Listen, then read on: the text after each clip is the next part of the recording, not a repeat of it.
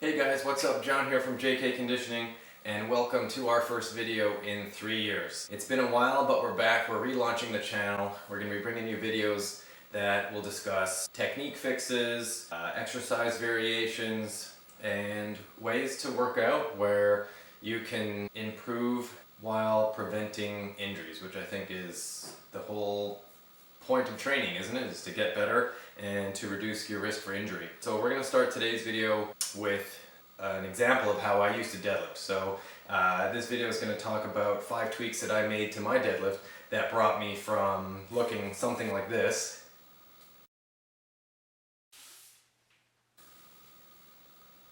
to something like this. So a lot more neutral spine, more patient off the floor, and definitely less rounding through the back.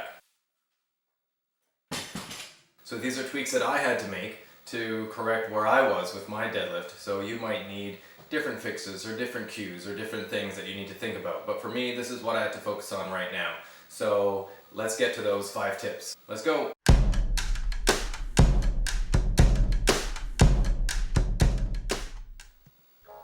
Alright guys, so here we go. Here's a little training vlog from one of my last deadlift workouts. As you can see, I got the Vibram 5 fingers on, and those shoes are actually really good for deadlifts because they're super flat to the ground. I can grip the floor better, I feel better rooted, and the grip actually is really good on my platform. So as you watch me go through my warm-up here, I'll just give you a little bit of context. I pulled 455 pounds about 3 years ago. I've stalled ever since. I've tried 531, 5x5. I seeked advice from YouTube and watched several YouTube videos from very reputable coaches, and I found some things that I thought that I needed to change with my technique. And one of the things that I started applying was what you see right here, which is called a 1-inch liftoff.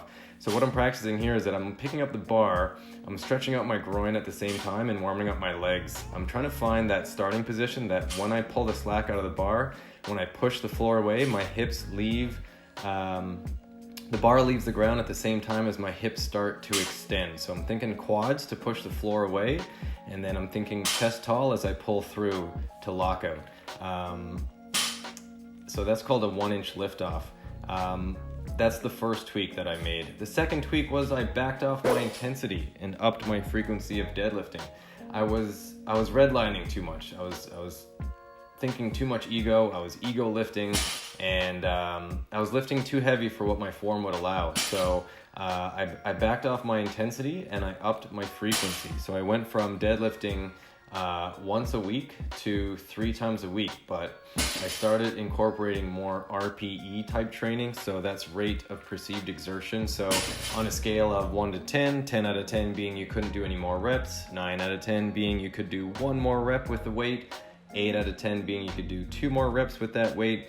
I started leaving more reps in the tank. So that totally helped me keep my form throughout my workouts and actually allowed me to deadlift more often throughout the week. Number 3 is I learned my best starting position. So I changed my stance width. I went a little bit wider. I had more of a 45, 50 degree turnout with the feet, and then that allowed me to find a better hip position. I found that I kept rocking back too far to feel like I needed to pull tension out of to pull the slack out of the bar, but I was dropping too low. So when I tried to initiate the lift, it would actually put me out of position. So what really helped me there was actually watching my technique in slow motion. So filming your sets, filming your reps, and having a look at them to see what's happening. Are you stacking your joints properly? Are you having a neutral spine when you start the rep? That was a big game changer for me. Number 4 was I tightened my belt 1 notch. It was actually a bit loose and I couldn't brace properly with it, so I tightened it 1 more notch, and I found that to be a lot more beneficial for bracing. And number 5 is I changed my thought process to push the floor away rather than pull the bar. So rather than thinking dead lift, I was thinking actually dead push. I was pushing the floor away. So as you can see here, my knees are stacked over my ankles, and the initial part I'm thinking quads, quads, quads, tight, tight, tight, pushing the floor away, being a bit more patient off the floor, and then following through.